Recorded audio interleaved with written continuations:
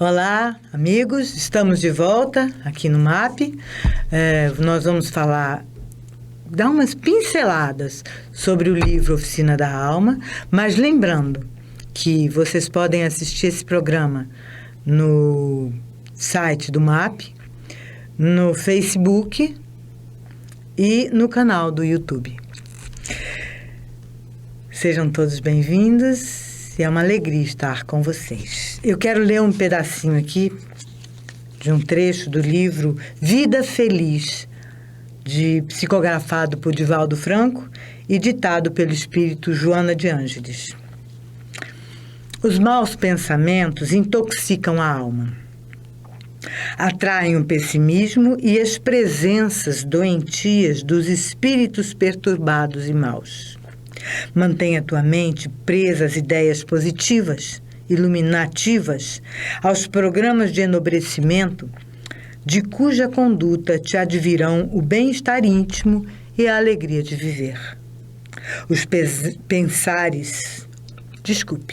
O que pensares com insistência, hoje ou mais tarde, se concretizará. Os fatos se corporificam de início no campo mental, para depois se tornarem realidade no corpo físico. Pensa no bem e banha-te com a luz do amor. Gente, é exatamente sobre isso que eu quero falar hoje.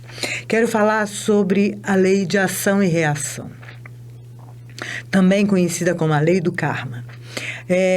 A lei de ação e reação também é chamada lei de causa e efeito. Kardec a chama assim, né? A lei de causa e efeito, ela significa apenas isso. Aquilo que você plantar é o que você vai colher. Não queira plantar espinhos e colher frutos, framboesas, porque não vai dar certo, ok? Se você está com maus pensamentos e criticando tudo que está à volta e irritado com tudo, você está plantando para você essas sementes de irritação, de intolerância, que darão frutos. Por quê? Porque os pensamentos, eles têm formas, não, claro, no mundo físico, mas eles têm formas no mundo, eles produzem formas no mundo astral. No mundo espiritual, se vocês querem se chamar assim. E esse mundo espiritual, esse mundo astral, ele tem uma matéria muito sutil, mais sutil do que a mais sutil matéria do mundo físico, que é a energia etérica, a matéria etérica. Mas ela está ali. E ela vai construindo, ela vai se agregando e vai formando, vai criando formas a partir exatamente dos nossos pensamentos. Os nossos pensamentos, eles funcionam como moldes, como estruturas, onde a matéria do mundo astral se acopla. E, uma vez acoplada, dependendo da intensidade que nós imprimimos a esse pensamento, eles vão ter uma vida, uma duração mais longa ou mais curta. Por exemplo, se eu penso assim, eu vou tomar um sorvete hoje saindo daqui. Não tem como, eu vou ter que tomar um sorvete, porque esse pensamento de sorvete, ele foi criado de uma forma bem intensa, com muita força, com muita vontade. Então, ele vai se manifestar e vai se materializar num sorvete. Eu não vou esquecer disso. Eu vou me lembrar quando eu sair daqui. Agora, você fala assim, sabe, quem sabe, eu não sei, eu tô com vontade de comer alguma coisa.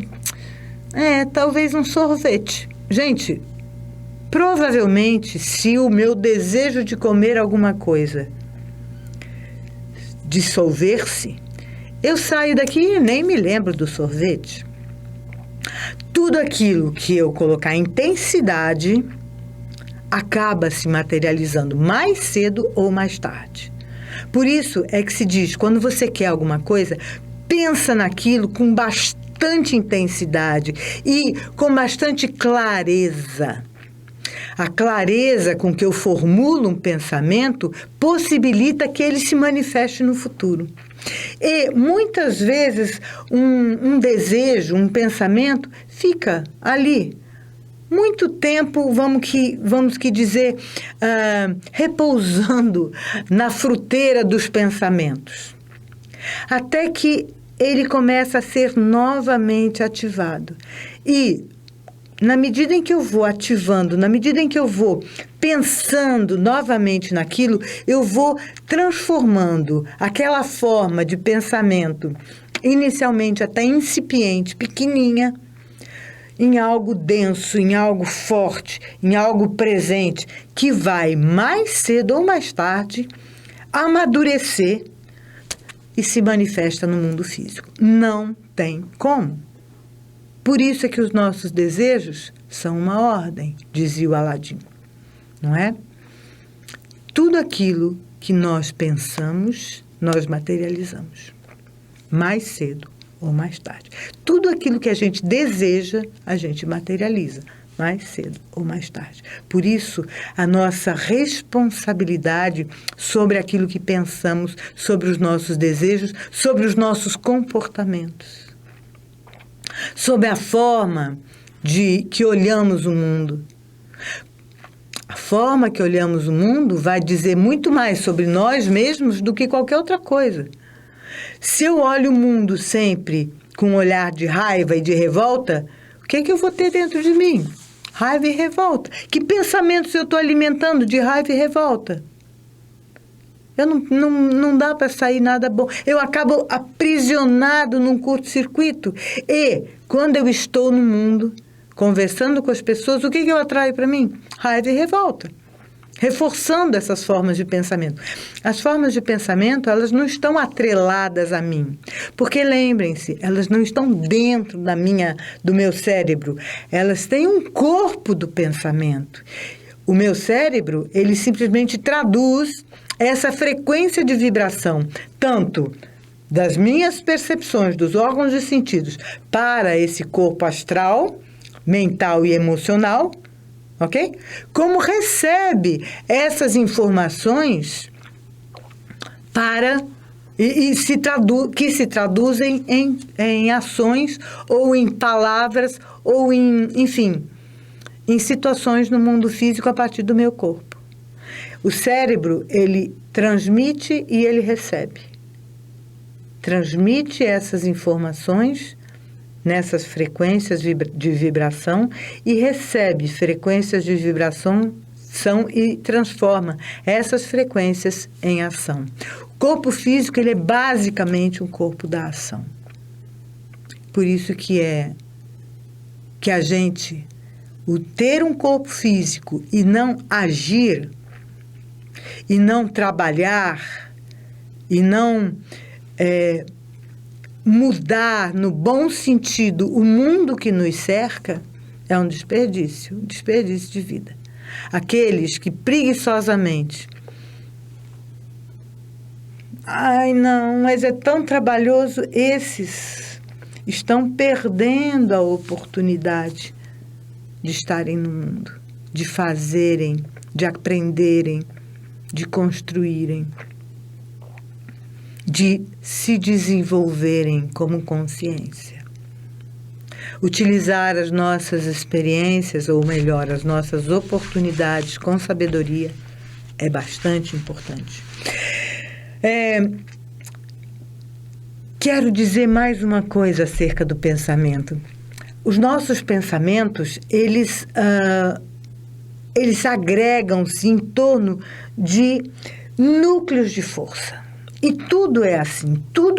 Todos os mundos, todas as formas que nós conhecemos, e mesmo aquelas que ainda não conhecemos, ou melhor, que influenciam a nossa existência, mas que não são visíveis, né? Que a gente aos pouquinhos vai aprendendo a lidar com elas, como as leis da física, enfim, e todas essas forças que atuam sobre nós, todas elas existem a partir desses centros de força, que são centros de consciência e de inteligência.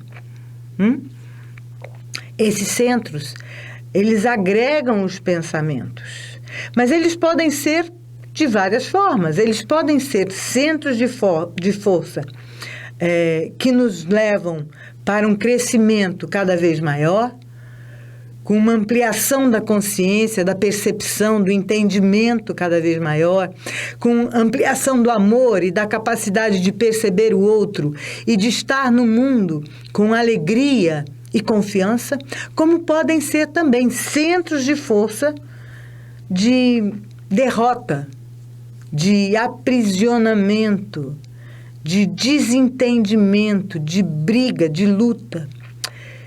E aí a gente pensa, o que a gente está fazendo com os nossos pensamentos? Há pessoas que vêm aqui para somar, mas há pessoas que, embolados no desejo de poder e na ganância, estão envolvidos nesses centros de força de limitação, impondo muitas vezes as limitações aos outros, como se eles não fizessem parte disso. Queridos, tudo aquilo que a gente pensa, tudo aquilo que a gente deseja, faz parte de nós.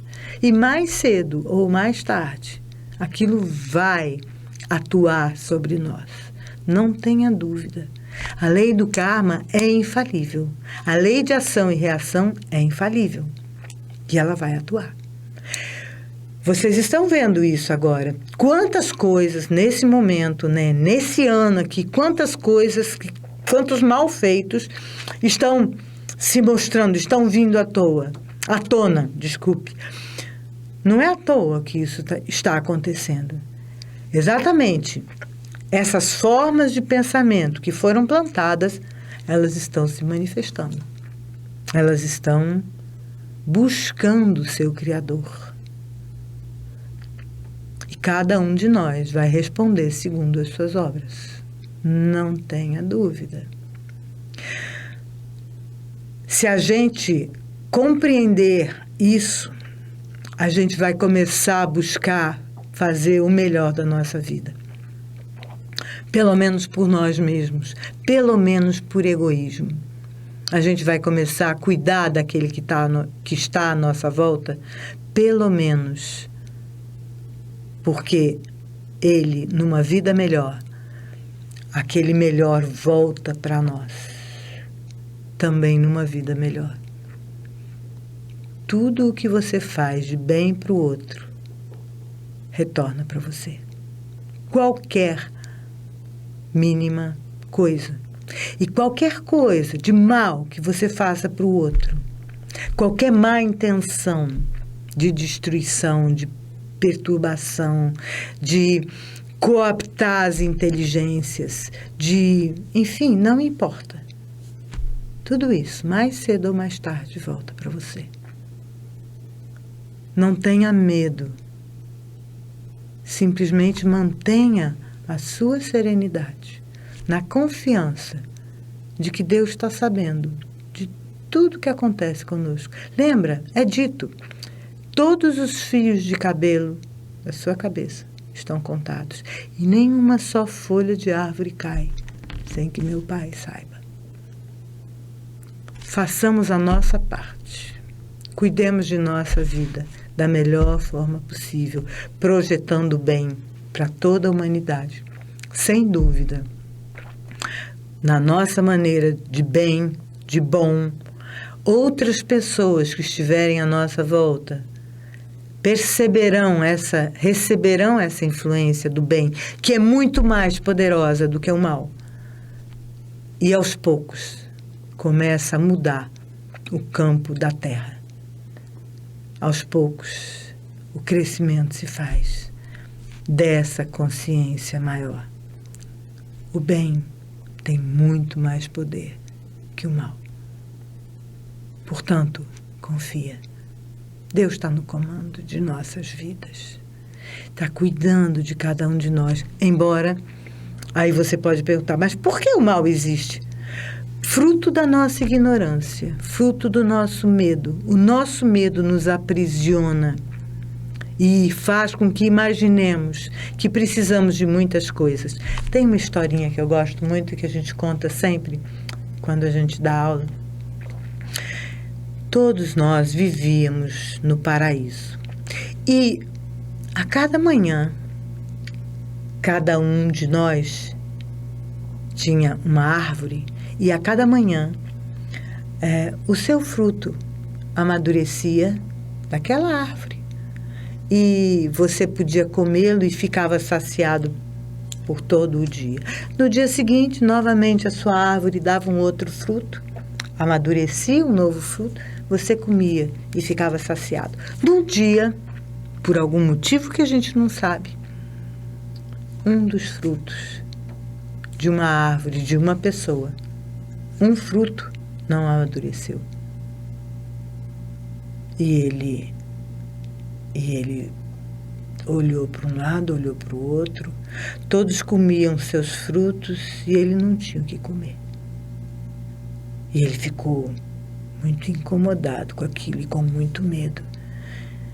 Será que eu vou passar fome? Naquele dia ele não ficou com fome, mas ele ficou com medo de ficar com fome. E aí ele bolou um plano.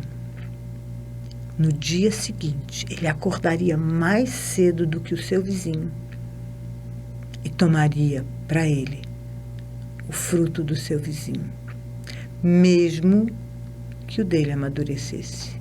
Ele ia guardar o fruto dele e comer o do outro. E foi o que ele fez. Acordou muito cedo, tomou o fruto do vizinho, escondeu o seu fruto bem escondido. E aí, quando o seu vizinho acordou, ele não tinha o fruto. E aí começou toda a confusão, não é?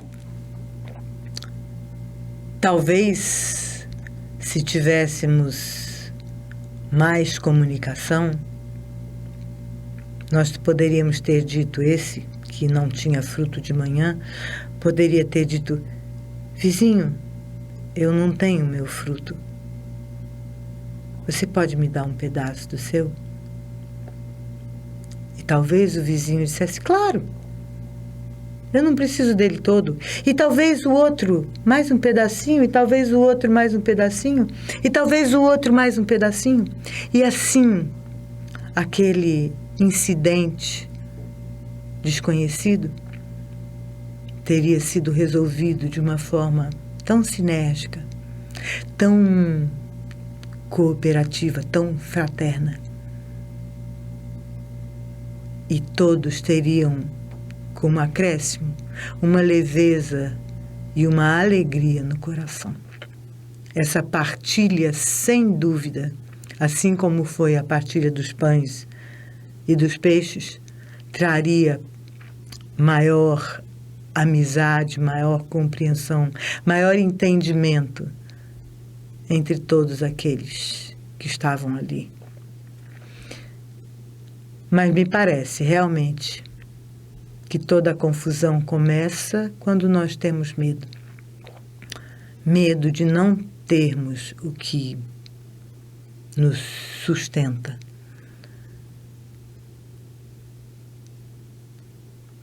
Existe uma possibilidade de nós nos sustentarmos com outros alimentos. E o Mestre diz isso: nem só de pão vive o homem, mas de toda a palavra que nasce no coração. Porque o coração é o coração de Deus. É a sua presença em nós. E quando nós nos abrimos para essa presença, para essa luz, nós não temos medo, porque nós sabemos que estamos cuidados. E é esse o convite. Que nós confiemos acima de tudo. Nossos cabelos estão contados. Serenidade e confiança em tempos difíceis nos farão saber que Deus está conosco. E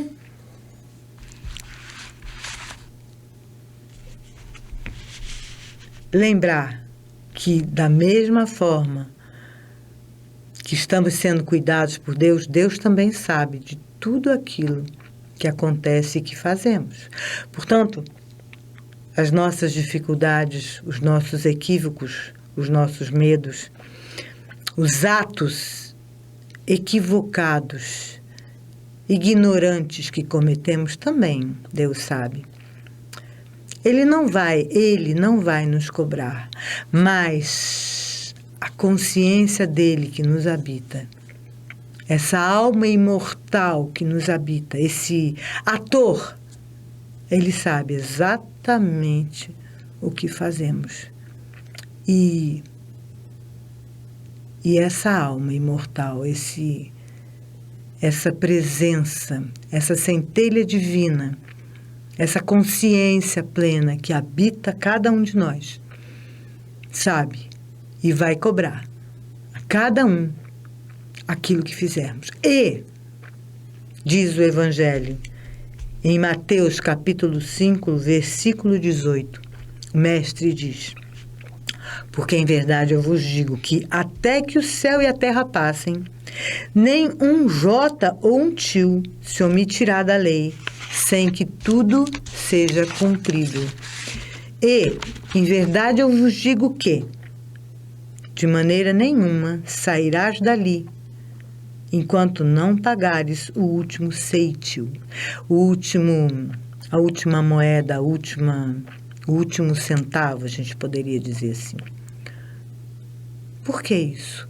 Porque nós sabemos. E essas formas de pensamento, elas ficam em torno de nós, do nosso corpo astral, e nos cobram. E enquanto elas não estiverem completamente dissolvidas, enquanto elas enquanto elas tiverem poder sobre nós, nós nos sentiremos culpados, nós sentiremos raiva, nós sentiremos mágoa, enfim, o equilíbrio ainda não será possível. Nós não estaremos plenos, livres, para que a essência divina possa se manifestar. E como que o karma é construído? Exatamente assim, como eu estava falando para vocês, nós pensamos, nós agimos, nós falamos, e aquilo produz uma forma de pensamento que fica atrelada ao nosso corpo astral, como um campo de memória, como uma forma de memória. No momento oportuno, nós vamos alimentando aquela forma de pensamento que vai se condensando até se manifestar no mundo físico. Ou, se nós sabemos do equívoco que estamos cometendo e decidimos não mais alimentar aquela forma de pensamento, nós começamos a buscar o contrário. Então, se, por exemplo, eu sou uma pessoa com muita irritação das coisas e impaciente, eu começo a aprender a respirar fundo, por vontade própria, respirar e a buscar um outro lado. Talvez compreender que eu também já agi daquela forma. E, portanto, como dizia a leitura, começo a me perdoar e, consequentemente, a perdoar aqueles que estão à nossa volta. Não tem outra maneira. Eu tenho que dissolver com com sentimentos, emoções e pensamentos e ações contrários àqueles que eu não quero mais. Se eu tenho o vício, por exemplo, da mentira, eu tenho que decidir falar sempre a verdade. E, se por acaso, como eu tenho vício, uma mentira qualquer sair novamente de mim, eu me desculpar com aquela pessoa e falar a verdade. Inicialmente, provavelmente, eu vou me sentir muito envergonhada. Mas é fundamental que eu haja assim, para mudar o meu padrão vibratório, para que aquela vibração, aquele pensamento de mentira comece a se dissolver, a não ter mais poder sobre mim. Porque enquanto eu continuo mentindo, eu reforço aquela forma de pensamento e mais poderosa ela agirá sobre mim. Há pouco tempo a gente viu uma pessoa, um político, que fez algo de muito ruim e se arrependeu. Olha que coisa boa, gente. Quando ele se arrepende, ele começa a desconstruir todo aquele desequilíbrio que ele criou para si mesmo. E, claro, desembocaria num grande sofrimento. Ele começou a antever o sofrimento pelo qual ele passaria. E aí ele decidiu falar a verdade. Que bom. Não importa que você tenha errado 1000 vezes. Não importa. Importa é que você compreenda e comece a sair do erro. Não importa que todos digam que você não vale nada. Que seus erros são mais profundos que o mais profundo oceano. Se você decidir que vai sair deles e apelar para Deus, dizendo: Pai querido, por favor, eu sou teu filho travesso. Por favor, Pai, me perdoa. E, com confiança, começar a mudar o seu comportamento, toda essa forma de pensamento de desequilíbrio que você construiu para você, às vezes por muitas centenas de anos, tudo isso começa a se dissolver. Claro, você é responsável. Então você terá que arcar com tudo aquilo que você construiu e reparar e consertar. Você não fugirá disso. Mas, antes tarde do que nunca, a sua alma vai agradecer. O seu coração vai começar a dormir tranquilo. Você vai começar a respirar mais aliviado. E a vida, antes cinza, começa a ficar luminosa. Não imagina que quando nós erramos e começamos a tomar consciência do erro, dormimos bem. Não. Os sonos são confusos, povoados de pesadelos. E aí a gente imagina que tomando uma pílula para dormir, a gente anestesia tudo aquilo e aquilo deixa de existir. Não, não deixa de existir. Você pode até anestesiar. Você pode até ter ali, estar tomando uma pílula de felicidade, ou seja lá o que for. Mas a sua alma sabe. E na primeira oportunidade, você vai ter que resgatar tudo aquilo que lhe pertence e todo o mal que você tenha feito. Não se iluda. A lei do karma, ela não age apenas numa vida. Ela pode levar muito tempo até que todo o seu karma seja esgotado, mas ele será. Não tenha dúvida. O mestre diz isso. E nós confiamos, e nós sabemos. Nós que trabalhamos com vidas passadas, somos terapeutas de vida passada, nós vemos isso todo o tempo. Situações mal compreendidas, situações mal vividas, aquilo tudo depois, atos, tudo aquilo se desemboca no futuro. Através de parentes difíceis, de situações complicadas, de sofrimentos mesmo.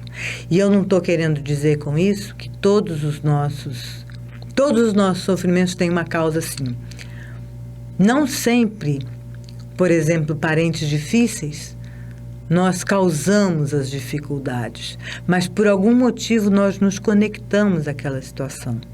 Por algum motivo nós, às vezes até por arrogância, achamos que damos conta de cuidar do outro. Muitas vezes isso não será possível, porque a dor do outro só ele mesmo vai poder cuidar. Você não tem poder sobre a dor do outro, sobre o sofrimento do outro. Você pode, no máximo, amparar.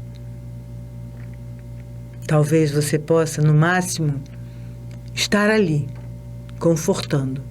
Mas o karma dele, ele vai ter que viver. Você pode até laçar o seu karma com ele. E aí você traz sofrimento para você também.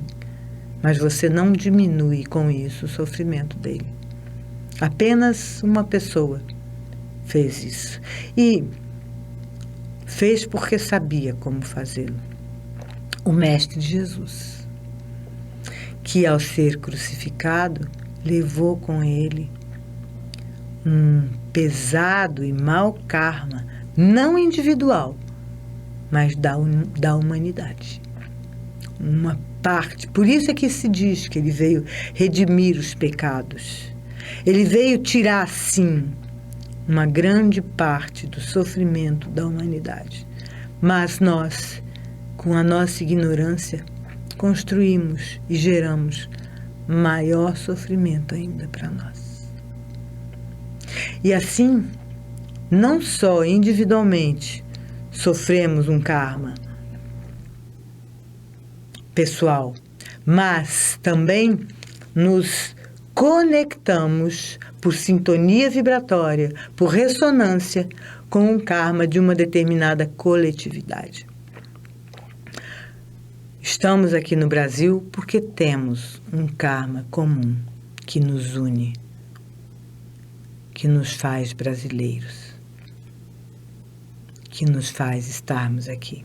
Dizem que o brasileiro é aquele que cansou de lutas, que aqueles que se reúnem aqui são mansos e gozadores porque eles não aguentam mais lutar.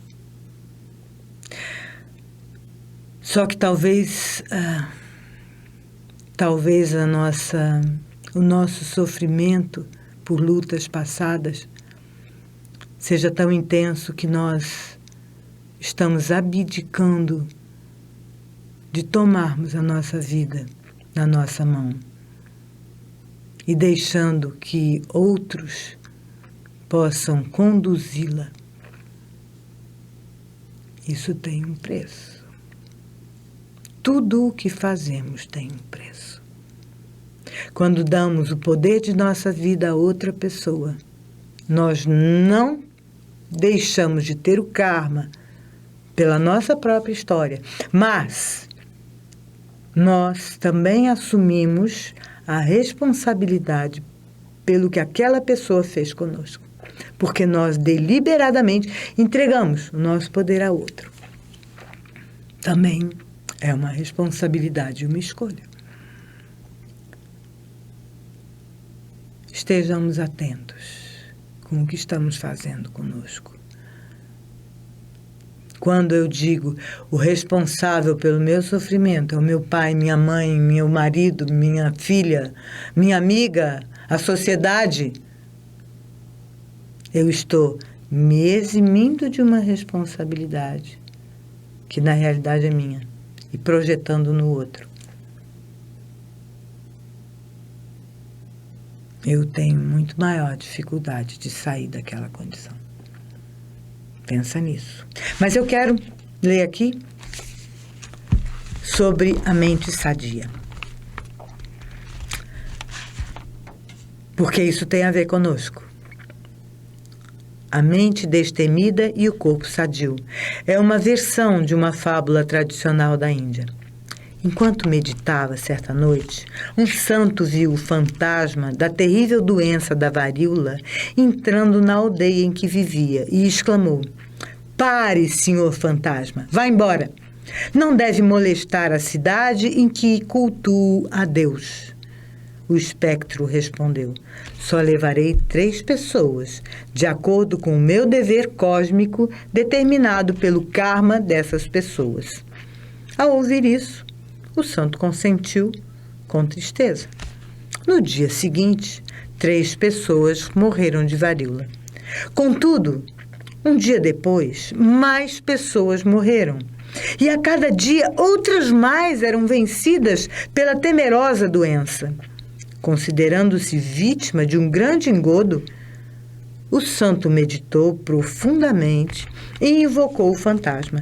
Quando este chegou, o santo o repreendeu. "Senhor fantasma, o senhor me enganou e mentiu quando disse que só levaria 3 pessoas com a varíola." Mas o espectro respondeu: "Em nome do grande espírito, eu lhe falei a verdade."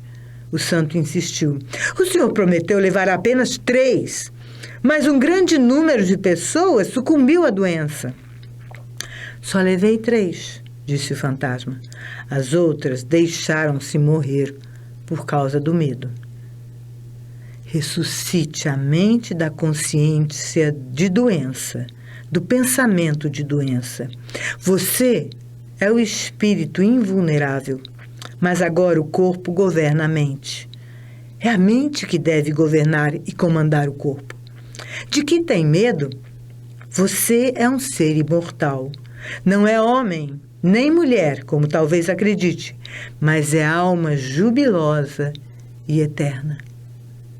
Seja quem você é, entre em contato com a sua grandeza e não tema.